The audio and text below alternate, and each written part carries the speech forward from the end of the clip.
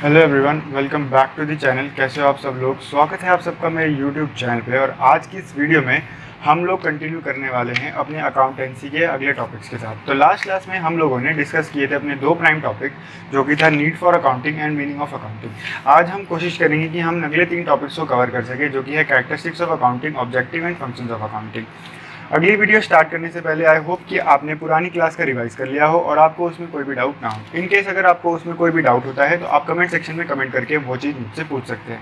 तो स्टार्ट करते हैं सबसे पहले कैरेक्टरिस्टिक्स ऑफ अकाउंटिंग के साथ। तो हमारी जो अकाउंटिंग की कैरेक्टरिस्टिक्स हैं वो हमारी उसके डेफिनेशन से ही निकल के आती हैं। जैसे कि हमने डेफिनेशन में कल पढ़ा था कि अकाउंटिंग क्या होती है, तो हमने अकाउंटिंग के मीनिंग में पढ़ा था कि अकाउंटिंग एक आर्ट होती है जिसमें हम रिकॉर्डिंग करते हैं, क्लासीफाइंग करते हैं, समराइज करते हैं सिग्निफिकेंट मैनर में, जो कि मनी की टर्म्स में होता है।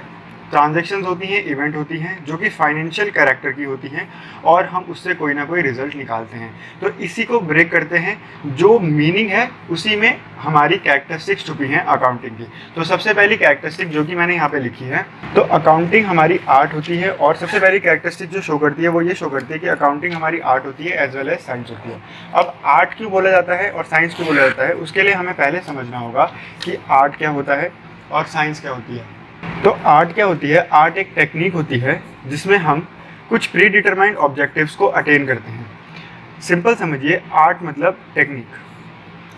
तो अकाउंटिंग आर्ट कैसे हुई? अकाउंटिंग भी एक टेक्निक है जिसमें हम रिकॉर्डिंग करते हैं, क्लासीफाई करते हैं, समराइज करते हैं अपनी बिजनेस की ट्रांजैक्शंस को, और वहाँ से हमें कुछ ना कुछ एंड रिजल्ट मिलता है जो कि होता है प्रॉफिट या लॉस। तो इसलिए अकाउंटिंग को कहा जाता है आर्ट, क्योंकि अकाउंटिंग भी एक तरीके की टेक्निक है। मतलब आर्ट को यहाँ पर आप पेंटिंग नहीं समझेंगे, अकाउंटिंग को आर्ट को पेंटिंग से रिलेट करके नहीं बताया गया है। आर्ट को यहाँ पर बताया गया है एक टेक्निक, एक कला की तरह। तो अकाउंटिंग भी एक कला ही है, ऐसी कला जिसमें हम सारी ट्रांजैक्शंस को रिकॉर्ड करेंगे, क्लासीफाई करेंगे और समराइज करेंगे, ताकि हम एक एंड रिजल्ट पर पहुँच सकें। अब अकाउंटिंग को साइंस क्यों बोला गया है, तो पहले समझते हैं कि साइंस क्या होता है। तो साइंस हमें पता है कि एक ऐसी बॉडी ऑफ नॉलेज है जो कुछ प्रिंसिपल्स पे बेस्ड है। हमने हमेशा साइंस में कुछ प्रिंसिपल्स और कुछ रूल्स पढ़े हैं जिनके बेसिस पे हम साइंटिफिकली चीज़ों को प्रूव करते हैं, साइंस पढ़ते हैं। तो इसी तरीके से जब हम अकाउंटिंग करते हैं तो अकाउंटिंग करने के लिए भी हमारे पास ऑलरेडी कुछ प्रिंसिपल्स ऑलरेडी सेट हैं जिनको हम अकाउंटिंग स्टैंडर्ड्स बोलते हैं, और इन्हीं प्रिंसिपल्स के बेस पे हमें अपनी अकाउंटिंग करनी होती है। तो accounting is based on some principles जिनको हम अकाउंटिंग स्टैंडर्ड्स कहते हैं। इसलिए पहली कैरेक्टरिस्टिक्स हुई accounting is an art as well as science. अब हमारी अगली जो कैरेक्टरिस्टिक है वो है recording of financial transaction. Accounts में हम फाइनेंशियल ट्रांजैक्शंस को ही रिकॉर्ड करते हैं। फाइनेंशियल ट्रांजैक्शंस के अलावा कोई भी ट्रांजैक्शंस रिकॉर्ड नहीं होती हैं। Only the transactions which are of financial nature are recorded in accounting and non financial transactions are ignored. जैसे कि फॉर एग्जांपल किसी सीनियर मैनेजर ने अगर हमारी फर्म में रिज़ाइन कर दिया हमारी फर्म से या हमारी बिजनेस से, तो हमें नुकसान होगा, लेकिन वो मॉनेटरी टर्म में नहीं देखा जा सकता, इसलिए हम उसका कोई फाइनेंशियल कैरेक्टर नहीं है, इसलिए हम उसको अकाउंट्स में रिकॉर्ड नहीं करते हैं। जैसे कि एम्प्लॉयज़ ने अगर स्ट्राइक कर दी है तो ये कोई फाइनेंशियल नेचर की नहीं है, हम इसको अकाउंट्स में रिकॉर्ड नहीं कर सकते। तो अकाउंटिंग सिर्फ उन्हीं ट्रांजेक्शन्स को रिकॉर्ड करती है जो कहीं ना कहीं फाइनेंशियल ट्रांजेक्शन इन्वॉल्व करती है, जैसे कि परचेज हो गया, जैसे कि सेल हो गया, जिसकी वजह से हमारा बिजनेस आगे आगे चलता है। अब जो रिकॉर्डिंग हम इन फाइनेंशियल ट्रांजेक्शन्स की करते हैं वो मनी की टर्म्स में होनी चाहिए। यही हमारी अगली कैरेक्टरिस्टिक्स है। मतलब अब फॉर सपोज अगर हमने एक एसेट परचेज किया, लेकिन उसको कैश की फॉर्म में परचेज ना कर उसको हमने किसी और एसेट के ही बदले परचेज किया। मतलब फॉर सपोज मेरे पास एक फ़ोन था और मैंने फ़ोन के बदले अपना लैपटॉप एक्सचेंज कर लिया। मतलब फॉर सपोज मेरे पास लेनोवो का लैपटॉप था और मेरे को एप्पल का फ़ोन चाहिए था, तो मैंने कुछ कैश भी दिया और लैपटॉप भी दे दिया अपना लेनोवो का। हमें पता है ना एप्पल का फ़ोन थोड़ा महंगा आता है, ठीक है। तो अब हमें ये फाइनेंशियल ट्रांजैक्शन हुई, मतलब अभी मैं सिर्फ एग्जांपल बता रहा हूँ, ऑल्दो ये बिजनेस की ट्रांजैक्शन नहीं है, बट ये फाइनेंशियल ट्रांजैक्शन हुई, तो हम इस फाइनेंशियल ट्रांजैक्शन को रिकॉर्ड करेंगे और हम इस ट्रांजैक्शन को मनी में मेजर कर सकते हैं। तो हम यही ट्रांजैक्शंस रिकॉर्ड करते हैं जो कि मनी में मेजर करी जा सकती है। जैसे कि purchase of raw material of 20,000, हमने कितने का रॉ मटेरियल परचेज किया? 20,000 का। अगर हम रॉ मटेरियल परचेज करते हैं और हमें उस रॉ मटेरियल की वैल्यू नहीं पता है, हम उसको मनी में मेजर नहीं कर सकते हैं, तो वो हमारे बिजनेस में अकाउंटिंग में रिकॉर्ड नहीं हो पाएगी। तो तीसरी कैरेक्टरिस्टिक्स जो कि हमारा अकाउंटिंग शो करता है वो होती है recording in the terms of money. अब हमारे जो स्मॉल बिजनेसेस होते हैं जो सबसे पहले रिकॉर्डिंग करते हैं वो करते हैं अपनी जर्नल्स में, उसके बाद वो उसको समराइज़ करते हैं, क्लासीफाई करते हैं लेजर्स में, और फिर समराइज़ कर देते हैं प्रॉफिट एंड लॉस अकाउंट में प्रॉफिट तक पहुंचने के लिए, जिनको हम फाइनेंशियल्स भी बोलते हैं। लेकिन बिग बिजनेसेस में हम जर्नल्स के साथ साथ सब्सिडरी बुक्स भी बनाते हुए चलते हैं। हम अपनी ट्रांजेक्शन्स को पर्टिकुलरली बुक्स के हिसाब से डिवाइड कर देते हैं, जैसे कि कैश बुक हो गया, परचेज बुक हो गया, सेल्स बुक हो गया, ये भी हमारी प्राइमरी बुक्स का पार्ट ही बनती हैं। ये बिग बिजनेसेस में इसलिए होता है क्योंकि वहाँ पे ट्रांजेक्शन्स की जो नंबर होता है वो थोड़ा ज़्यादा होता है, नंबर ऑफ़ ट्रांजेक्शन्स वहाँ पे ज़्यादा होती है। मैं आपको थोड़ा जूम करके दिखाता हूँ, नंबर ऑफ़ ट्रांजेक्शन्स वहाँ पे ज़्यादा होती हैं, इसलिए हम वहाँ पे सब्सिडरी बुक्स भी बनाते हैं। ठीक है, तो हमने अभी तक 3 कैरेक्टरिस्टिक्स पढ़ी। पहली कि art as well as science, दूसरी कैरेक्टरिस्टिक्स हमने जो पढ़ी वो थी हमारी, पहली थी हमारी art as well as science, दूसरी हमारी जो कैरेक्टरिस्टिक्स थी वो थी फाइनेंशियल ट्रांजैक्शन ओनली, तीसरी कैरेक्टरिस्टिक्स थी हमारी recording in the terms of money, चौथी जो हमारी कैरेक्टरिस्टिक्स है वो है क्लासीफाई।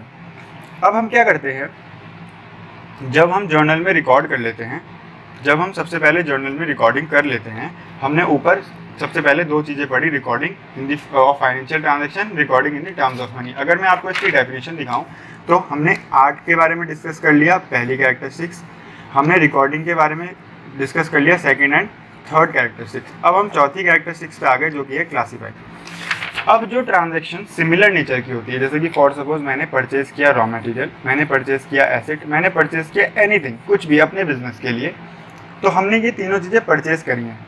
तो अब ये एक ही नेचर की है, ये एक ही नेचर की ट्रांजैक्शंस को हम एक साथ एक ही बॉक्स में एक ही लेजर अकाउंट में रिकॉर्ड करेंगे, इसी को हम बोलते हैं क्लासीफाई करना। क्लासिफिकेशन क्या होता है, जब हम एक ही नेचर के हिसाब से अपनी ट्रांजैक्शंस को इकट्ठा ग्रुप कर देते हैं, उसको बोलते हैं क्लासिफिकेशन। तो classification is the process of grouping the transaction of one nature. मैं यहाँ पे लिखता हूँ, लेकिन उससे पहले लिखते हैं, जब हम ट्रांजैक्शन को रिकॉर्ड कर लेते हैं, after recording the transactions in journal और सब्सिडरी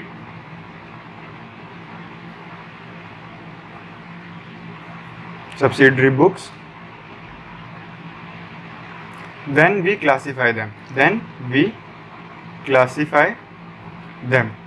अब क्लासीफाई क्या होता है, classification is process of grouping the transactions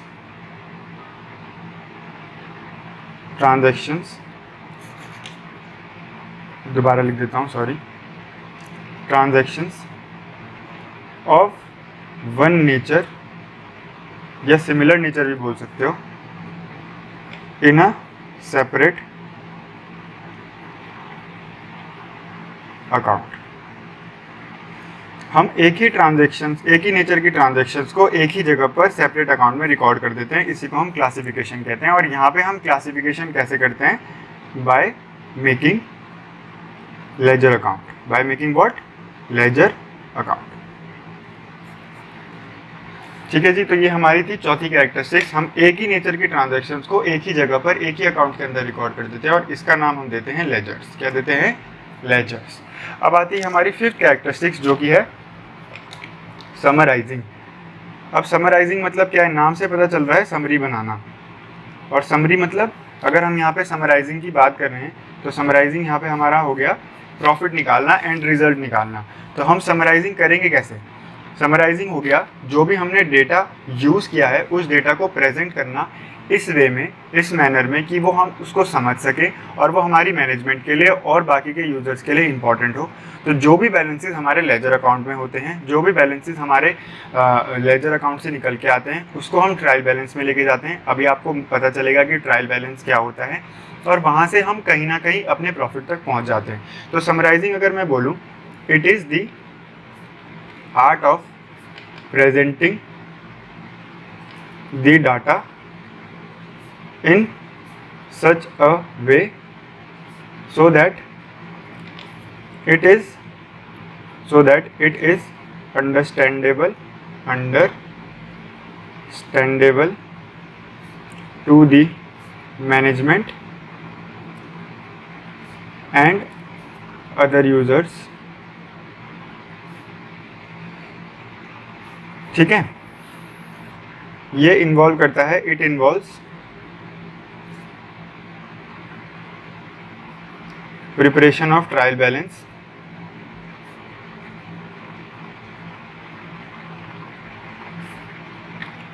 trading and profit and loss account,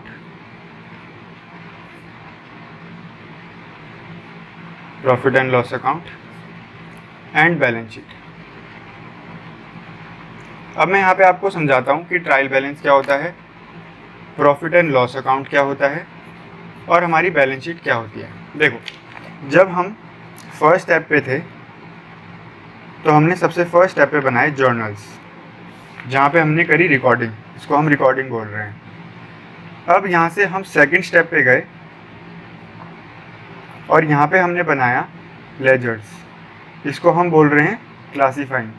हमने सेम नेचर की ट्रांजैक्शंस को एक एक डब्बे में डाल दिया और उसको हमने नाम दे दिया लेजर। जब हम इन लेजर्स को बैलेंस करते हैं और इनका कोई बैलेंस बचता है, आखिरी में बैलेंस आती है, कुछ वैल्यू बचती है, उस वैल्यू को हम लेके जाते हैं ट्रायल बैलेंस में। तो ट्रायल बैलेंस और कुछ नहीं, एक ऐसी स्टेटमेंट है, एक ऐसा अकाउंट है जिसमें आपके चाहे कोई भी चीज़ हो, चाहे आपकी एसेट हो, चाहे आपकी लाइबिलिटी हो, चाहे आपका एक्सपेंस हो, चाहे आपकी इनकम हो, उसकी अमाउंट, उसकी वैल्यू आपको इस बैलेंस में, इस अकाउंट में, स्टेटमेंट में दिखेगी। इसको बोलते हैं हम ट्रायल बैलेंस। ठीक है, उसके बाद हम बनाते हैं profit and loss account. Profit and loss account क्या होता है? प्रॉफिट एंड लॉस अकाउंट भी एक ऐसी स्टेटमेंट है, ये भी एक ऐसी स्टेटमेंट है जिसकी हेल्प से हम अपने प्रॉफिट, कि हमारे बिजनेस को फ़ायदा हो रहा है या हमारे बिजनेस में नुकसान हो गया, उसको कैलकुलेट कर पाते हैं। तभी हमारे मैनेजमेंट को और बाहर के यूज़र्स को पता चलता है कि हमारा बिजनेस कहाँ पे स्टैंड करता है। तो इसलिए हम करते हैं समराइजिंग। और लास्ट में होती है हमारी balance sheet. Balance sheet consist करती है हमारे एसेट्स को और हमारी लाइबिलिटीज़ को। अब एसेट्स क्या होता है, लाइबिलिटीज़ क्या होता है, आपको सेकंड चैप्टर में सीखने को मिलेगा ज़्यादा डीपली। अभी मैं बता देता हूँ। एसेट्स मतलब वो सारी चीज़ें जो कहीं ना कहीं आप ओन करते हो, जिनके आप मालिक होते हो और जिनको आप कन्वर्ट कर सकते हो इनटू मनी। लाइबिलिटीज़ मतलब जो आप किसी को पे करने वाले हो, या फिर आप समझो कि आपके ऊपर किसी का उधार है, उसको लाइबिलिटी बोलते हैं। मतलब आपके ऊपर उधार है, आपको किसी को पे करना है, आपके बिजनेस को किसी को पे करना है, तो वो हो गई आपकी लाइबिलिटी। तो ये बैलेंस शीट क्या होती है, हमारी फाइनेंशियल पोजीशन को रिफ्लेक्ट करती है। फाइनेंशियल पोजीशन मतलब हम कितने स्ट्रांग हैं, हमारे पास एसेट्स कितनी हैं और हमारी लाइबिलिटीज़ कितनी हैं। तो इसी को बोलते हैं हम समराइजिंग। तो अकाउंटिंग में सबसे पहले रिकॉर्डिंग हुई, उसके बाद क्लासिफिकेशन हुआ और तीसरी हमारी समराइजिंग हो गई। तो समराइजिंग में हमारा इस तरीके से डेटा प्रेजेंट होता है। मतलब हमारा थर्ड स्टेप जो कि trial balance, profit and loss account और हमारी बैलेंस शीट इंक्लूड करता है। होप आपको समराइजिंग समझ आ गया होगा। अब यहाँ पे एक छोटी सी चीज़ आती है, दैट इज़ अकाउंटिंग साइकिल। जो मैंने आपको ये स्टेप बताया, इसी पूरे प्रोसेस को हम अकाउंटिंग साइकिल कहते हैं। सबसे पहले देखो क्या होता है, सबसे पहले हमारे बिजनेस में हो गई ट्रांजैक्शन, मतलब हमने परचेज़ किया, सेल किया, ये सब हो गया। उसके बाद हमने इस ट्रांजैक्शन को रिकॉर्ड किया अपने जर्नल में। उसके बाद हमने इस जर्नल को लेके गए लेजर में। उसके बाद हमने बनाया ट्रायल बैलेंस। ट्रायल बैलेंस बनाने के बाद हमें बनाना पड़ा trading, profit and loss account and balance sheet. तो ये हमारी जो साइकिल है, जो हमारी चलती रहती है कि भाई ट्रांजैक्शन हमारा फर्स्ट स्टेप हो गया, मतलब फर्स्ट चीज़ हो गई, फिर हम जर्नल बनाया, फिर हमने लेजर बनाया, फिर हमने ट्रायल बैलेंस बनाया, फिर हम ट्रायल बैलेंस से प्रॉफिट एंड लॉस पे आए और प्रॉफिट एंड लॉस से ये घूमकर वापस से अगली ट्रांजैक्शन बन गई। तो कहीं ना कहीं यही जो साइकिल चलती रहती है हमारी अकाउंटिंग में, इस साइकिल को बोलते हैं अकाउंटिंग साइकिल। आप किसी भी बिजनेस में जाओगे तो सबसे पहले वो ट्रांजैक्शन कर रहे होंगे, ट्रांजैक्शन के बाद वो अपनी जर्नल्स रिकॉर्ड कर रहे होंगे, फिर लेजर बना रहे होंगे, फिर ट्रायल बैलेंस, फिर ट्रेडिंग प्रॉफिट, और यहाँ से उनको निकल रहा होगा प्रॉफिट या तो लॉस। तो इसको बोलते हैं अकाउंटिंग साइकिल। तो अकाउंटिंग साइकिल को अगर मैं डिफाइन कर दूं तो रिकॉर्डिंग, क्लासिफाइंग एंड समराइजिंग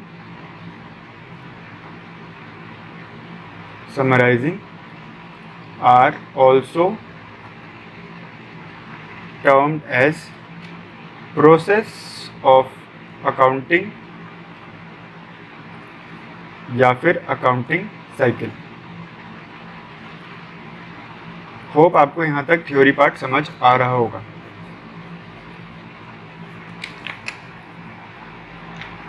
बहुत इजीली सिंपल तरीके से चल रहा हूँ, हर एक चीज़ को कवर करने की कोशिश कर रहा हूँ और आपको चीज़ें समझा भी पा रहा हूँ। ठीक है, अब चलते हैं अगली कैरेक्टरिस्टिक्स पे। अगली कैरेक्टरिस्टिक्स हमारी आती है इंटरप्रिटेशन ऑफ रिजल्ट। यहाँ पे देखो हमने अगली कैरेक्टरिस्टिक्स क्या लिखी है कि हम जो ये अकाउंटिंग कर रहे हैं इससे कहीं ना कहीं हमें रिजल्ट पे आना है, तो यही हमारी अगली कैरेक्टरिस्टिक्स है जिसको हम बोलते हैं इंटरप्रिटेशन ऑफ रिजल्ट। हमारी 6th कैरेक्टरिस्टिक्स है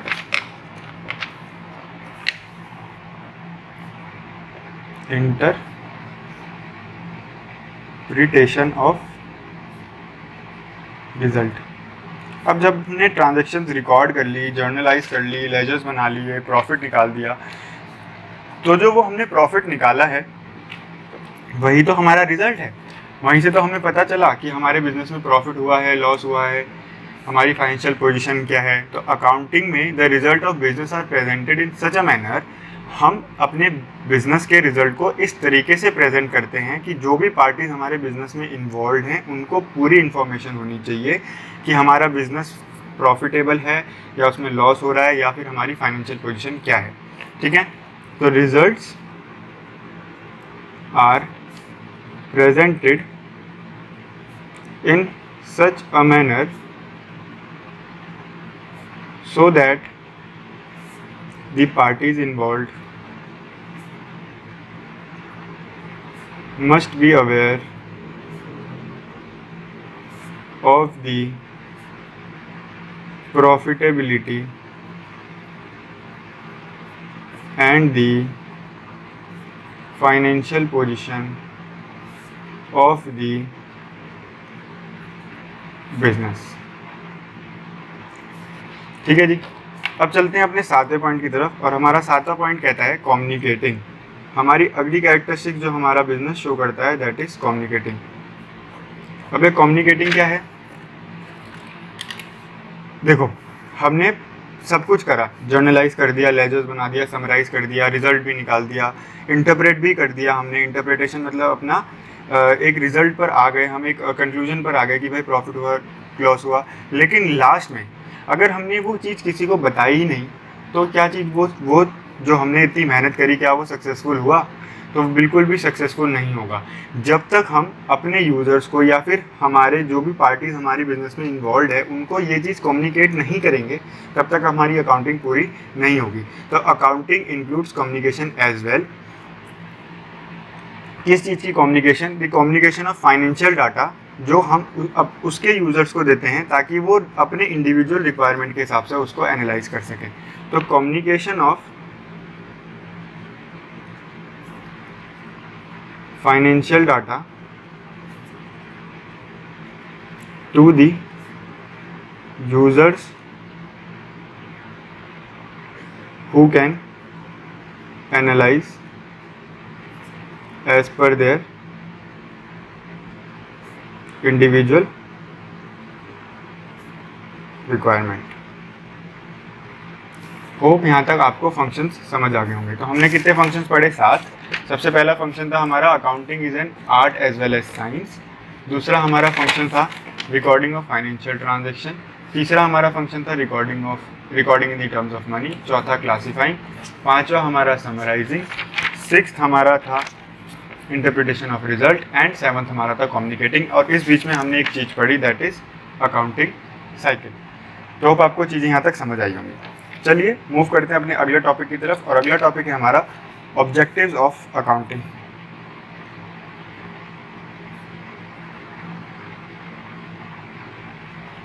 अब हमारे अकाउंटिंग के क्या ऑब्जेक्टिव्स हैं?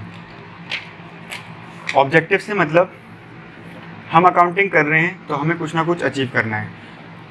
जो गोल्स हमने सेट करे होते हैं अकाउंटिंग करते हुए उन्हीं को हम बोलते हैं अकाउंटिंग के ऑब्जेक्टिव। तो सबसे पहला हमारा जो ऑब्जेक्टिव होता है वो होता है to keep a systematic records of the business transaction. देखो हमने अकाउंटिंग करनी शुरू क्यों करी? हम क्यों कर रहे हैं इतनी मेहनत? हम इसलिए तो कर रहे हैं ताकि हमें पता होना चाहिए कि भाई हम बिजनेस में जो भी लेन देन कर रहे हैं वो एक जगह पे रिकॉर्डेड है और कल को हमें वो लेन देन के बारे में इंफॉर्मेशन चाहिए तो हम अपनी अकाउंटिंग से उसको देख पाएंगे। तो सबसे पहली चीज़, to keep systematic record of business transactions. अपनी बिजनेस की ट्रांजैक्शंस को सिस्टमैटिकली रिकॉर्ड करने के लिए हम अकाउंटिंग करते हैं, तो यही हमारा प्राइम ऑब्जेक्टिव होता है। सेकंड हमारा ऑब्जेक्टिव क्या है, अब हमने रिकॉर्ड कर लिया तो क्या हम रिकॉर्ड करके अपनी बिजनेस ट्रांजैक्शंस को ऐसे ही छोड़ दें? नहीं, हमें अगली चीज़ जो निकालनी होती है वो निकालनी होती है अपना प्रॉफिट या फिर लॉस। अगला जो हमारा ऑब्जेक्टिव रहता है अकाउंटिंग करने का वो ये रहता है कि हमने बिजनेस की ट्रांजैक्शंस को रिकॉर्ड कर लिया, उसके बाद हम प्रॉफिट एंड लॉस अकाउंट बनाएंगे और उस प्रॉफिट एंड लॉस अकाउंट की हेल्प से हम अपने प्रॉफिट को या फिर लॉस को निकालेंगे। फिर आता है हमारा तीसरा ऑब्जेक्टिव। तीसरा ऑब्जेक्टिव हमारा क्या होता है कि जो भी हमने प्रॉफिट या लॉस निकाला उसका एग्जैक्ट रीज़न क्या था, to know the exact reason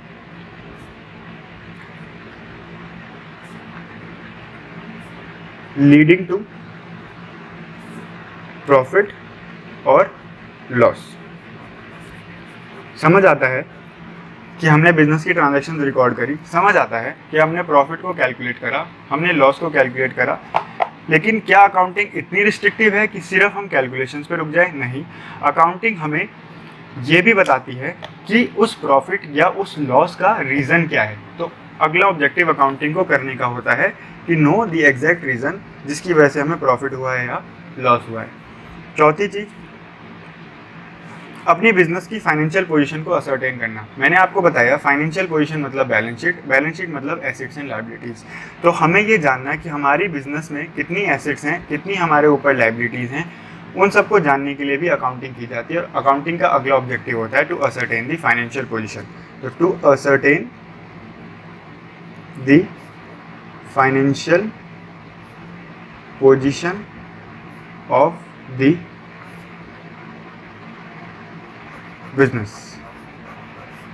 financial position को अगर मैं सिंपल कर दूं तो फाइनेंशियल पोजीशन का मतलब होता है बैलेंस शीट, बैलेंस शीट का मतलब होता है कितनी एसेट्स कितनी लायबिलिटीज़। प्रॉफिट एंड लॉस कैसे कैलकुलेट करते हैं? जब हम प्रॉफिट एंड लॉस अकाउंट बनाते हैं। बिजनेस की ट्रांजैक्शंस को कैसे रिकॉर्ड करते हैं? जर्नल में और लेजर में। उसके बाद आती है हमारी अगला ऑब्जेक्टिव आता है हमारा कि हमने बिजनेस में प्रोग्रेस किया या फिर हम प्रोग्रेस नहीं कर पाए। तो हम अपने बिजनेस की प्रोग्रेस को असर्टेन करने के लिए भी अकाउंटिंग करते हैं। मतलब फॉर सपोज हम हैं ईयर 22-23 में हमने यहाँ पे कैलकुलेशन करा और यहाँ पे हमें पता चला हमारी फर्म को क्या हुआ है, हमारी फर्म को हुआ है प्रॉफिट। हम अगले साल गए और हमें पता चला हमें लॉस हो गया। तो मान लो अगर हमने अकाउंटिंग करी ही ना होती तो हम यहाँ पे क्या कंपेयर कर पाते? हम इन दोनों साल को कंपेयर कर पाते? हम अपनी प्रोग्रेस का पता लगा पाते? यहाँ पे हमारी प्रोग्रेस डाउनवर्ड हुई है, मतलब हम डिग्रेड हुआ है हमारा बिजनेस, हमारे बिजनेस में कोई भी प्रोग्रेस नहीं हुई है, प्रॉफिट के बजाय नुकसान हो गया है। ठीक है, तो इसको पता लगाने के लिए भी हम अकाउंटिंग का इस्तेमाल करते हैं। तो अकाउंटिंग का अगला ऑब्जेक्टिव होता है to ascertain the progress of the business from year to year, to ascertain the progress of the business from year to year। अगला हमारा ऑब्जेक्टिव है एरर्स को और फ्रॉड्स को डिटेक्ट करना। मान लो कुछ चीज़ हमारे बिजनेस में कोई भी फ्रॉड हो जाता है, हमसे कोई भी गलती हो जाती है, तो उस चीज़ को डिटेक्ट करने के लिए भी हम अकाउंटिंग का ही मदद लेते हैं, अकाउंटिंग की ही सहायता लेते हैं। हमने ये सब कुछ किया लेकिन मान लो इसमें कोई चीज़ गलत थी या हमारे साथ कोई फ्रॉड हो गया था, तो ये अकाउंटिंग हमारे पास अवेलेबल थी, इसीलिए हम वो चीज़ डिटेक्ट कर पाए। तो to prevent and detect errors and frauds accounting is done. तो अकाउंटिंग अगला ऑब्जेक्टिव क्या है अकाउंटिंग का? हम एरर्स को और फ्रॉड्स को डिटेक्ट या प्रिवेंट कर सकते हैं। एंड द लास्ट ऑब्जेक्टिव जो हमारे पास है कि हम जब कोई भी रिज़ल्ट पे आते हैं उस रिज़ल्ट की इंफॉर्मेशन या अपनी अकाउंटिंग की इंफॉर्मेशन या अपनी बिजनेस की इंफॉर्मेशन वेरियस पार्टी जो कि हमारे बिजनेस से रिलेटेड हैं उनको प्रोवाइड कर पाते हैं। तो to provide information to the various parties, ये भी ऑब्जेक्टिव होता है हमारी अकाउंटिंग का। ठीक है, तो ये था हमारा अगला टॉपिक जो कि है ऑब्जेक्टिव ऑफ अकाउंटिंग। फटाफट से रिकॉल करते हैं। पहला है हमारा to record the business transaction, business की ट्रांजेक्शन को रिकॉर्ड करना जर्नल्स में, लेजर्स में या सब्सिडरी बुक में। अगला ऑब्जेक्टिव है प्रॉफिट या लॉस को कैलकुलेट करना, प्रॉफिट एंड लॉस अकाउंट बना के। फिर है हमारा एग्जैक्ट रीज़न पता लगाना उस प्रॉफिट या लॉस का। फिर है हमारा फाइनेंशियल पोजीशन को असर्टेन करना बिजनेस की, कि एसेट्स कितनी है, लायबिलिटीज़ कितनी है। और हमेशा याद रखना जब भी फाइनेंशियल पोजीशन की बात की जाए तो मतलब बैलेंस शीट की बात हो रही है। फिर आता है प्रोग्रेस को असर्टेन करना ईयर टू ईयर। अगर हम हर साल अकाउंटिंग कर रहे हैं, मैंने आपको यहाँ पे एग्जांपल देके बताया, तो हमें पता चल पाता है कंपेयर करके कि हम प्रोग्रेस में हैं या फिर हम प्रोग्रेस नहीं कर पा रहे हैं। उसके बाद डिटेक्ट करना, प्रिवेंट करना एरर्स और फ्रॉड को। एंड द लास्ट प्रोवाइड करना information to the various parties जो कि हमारे बिजनेस में इन्वॉल्व हैं। जिस तरीके से हमने ऑब्जेक्टिव पढ़े, सेम चीज़ हमारी अकाउंटिंग के फंक्शंस भी हैं। मैं फटाफट से पॉइंट लिख देता हूँ, आपको फटाफट से चीज़ें समझ आ जाएंगी। ठीक है, तो हमारा अगला टॉपिक है फंक्शंस ऑफ अकाउंटिंग। अकाउंटिंग के क्या फंक्शंस है, अकाउंटिंग क्या फंक्शंस परफॉर्म करता है। तो सबसे पहला फंक्शन तो हमेशा अकाउंटिंग का वही रहेगा कि अकाउंटिंग कंप्लीट और सिस्टमेटिक रिकॉर्ड मेंटेन करता है। तो maintain complete and systematic record. Simple लिखना, main function of business is to record all this transactions of the business in a complete and systematic manner. Second, इस financial result को communicate करना अगली parties को, various parties को। To communicate the financial result to various parties. Third point, assets को protect करना, protect the assets of the business.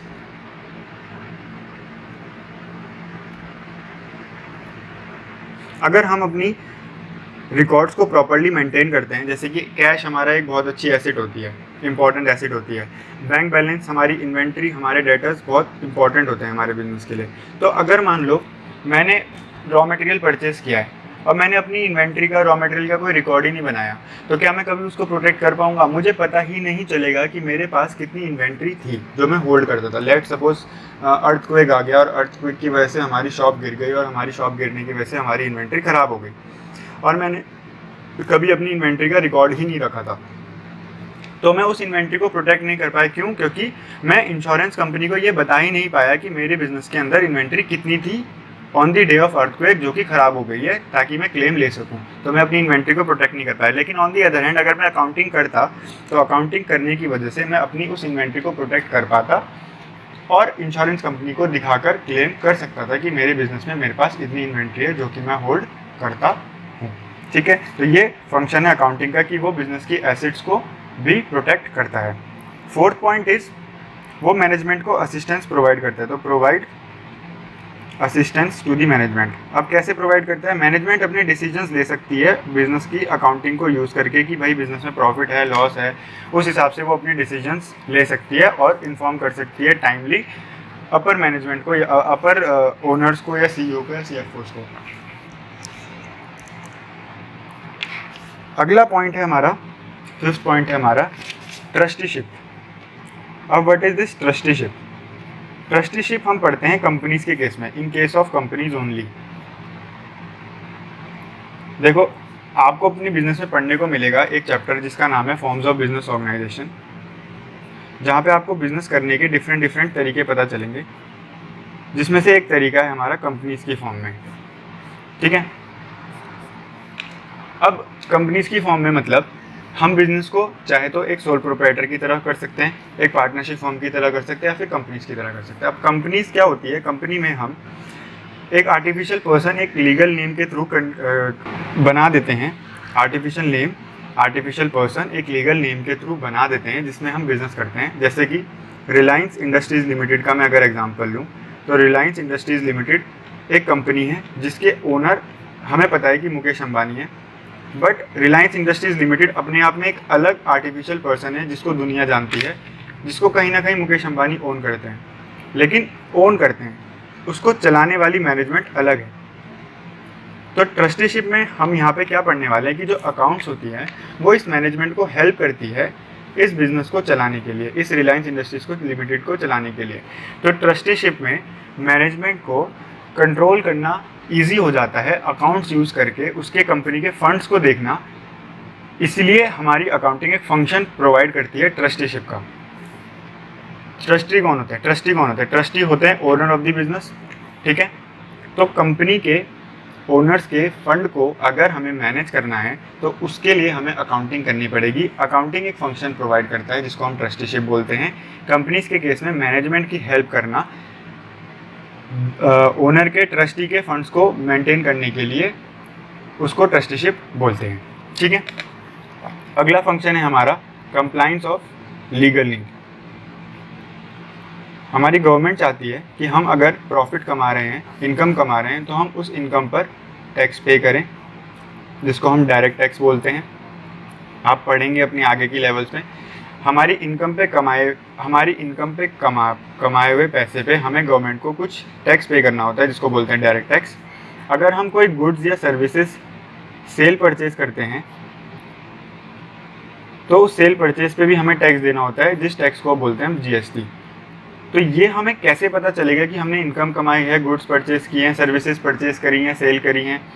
जब हम अकाउंटिंग करते हैं। तो अकाउंटिंग एक अगला फंक्शन ये भी प्रोवाइड करती है कि वो लीगल नीड्स की कंप्लायंस को फुलफिल कराने में मैनेजमेंट की या ओनर की हेल्प करती है, ठीक है।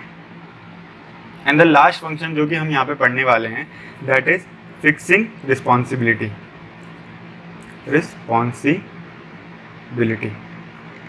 What is this fixing responsibility? अब अकाउंटिंग का ये कौन सा फंक्शन है जिसमें वो रिस्पॉन्सिबिलिटीज़ को फिक्स कर रहा है? हर डिपार्टमेंट को, बहुत सारे बिजनेस ऐसे होते हैं जो डिपार्टमेंट वाइज वर्क करते हैं। कैसे वर्क करते हैं? Department wise. मतलब हर बिजनेस में अलग अलग एक डिपार्टमेंट होता है जो कि वर्क कर रहा होता है कंबाइंड होकर एक बिजनेस को चलाने के लिए।